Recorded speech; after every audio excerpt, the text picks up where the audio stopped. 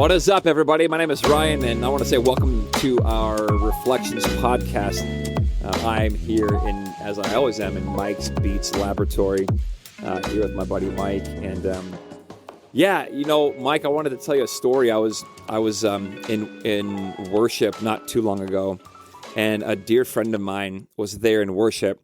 And this friend of mine had recently lost a loved one. And there's just an overwhelming sense of grief for this man, this dear friend of mine. And when he came into worship not too long ago, I could see right when he got there, his eyes were full of tears. And so he comes into the sanctuary, and I saw him, and I wanted to go sit with him, and I wanted to talk to him. I felt like, gosh, as a pastor, I should go and talk to him and say something to him.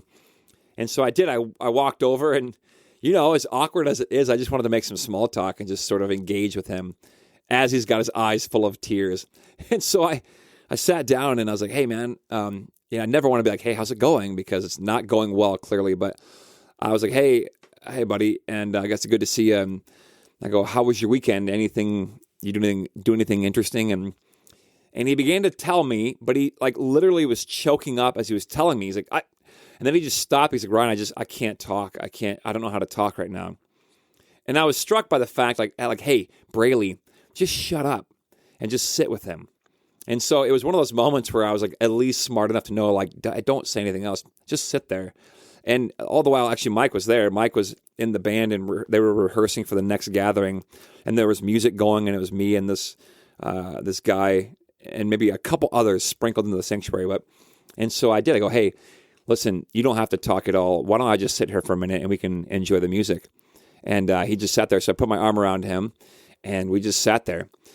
And I don't know, a couple of Minnesotans just kind of sitting there. It might feel kind of awkward, but I felt like there's nothing else I should be doing right now than just sitting here with him as he cries for his beloved one that he lost.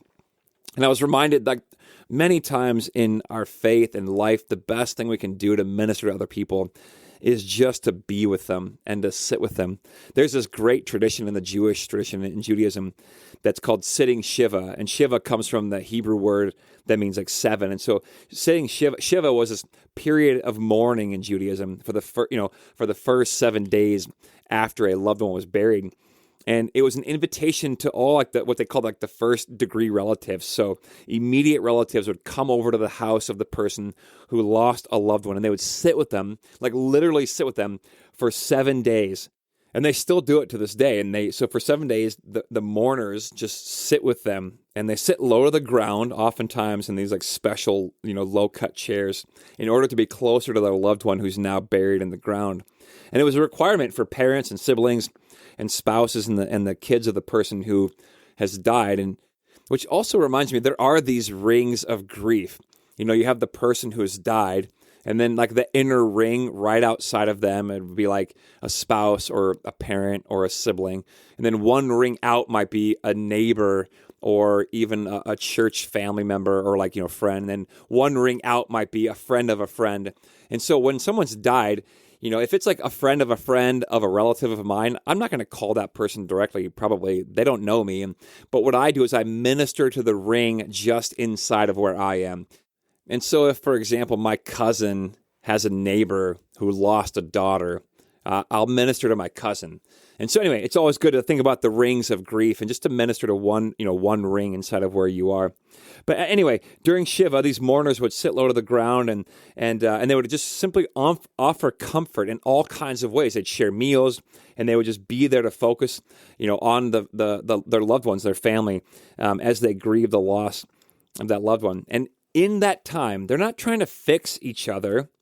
They're not trying to overwhelm each other or the one who's lost their loved one. They're not trying to overwhelm them with good advice or trying to help them hurry up and heal or to answer the why question. Sometimes we as people of faith want to be like, here's why God allowed that, or why God did that, which is really not ours to answer.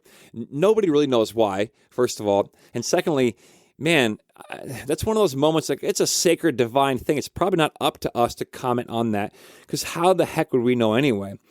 Sometimes, and I would say many times, we just need to be with each other. And also, one other thing I've learned is whenever there's a moment like this where there's tragedy or loss, it's overwhelming when you're the person who's experienced it to have, dozens or sometimes hundreds of loving people say, let me know how I can help.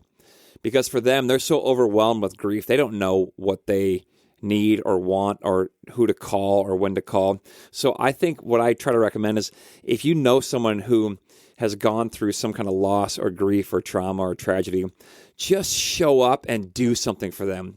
Go shovel their driveway, bring them a casserole, bring them a pizza, go mow their lawn. Don't ask, just go over there and do it.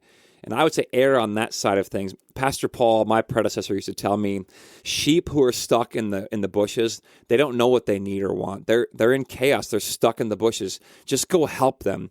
And so I think you can take it upon yourself and be a bit brave and just go over. You don't have to be intrusive. You don't have to go over there and, bring 8 friends. But you can just maybe go over there and, like I said, shovel their sidewalk or just go mow their lawn or go take out their garbage and just quietly help them in ways they don't know how to ask for it.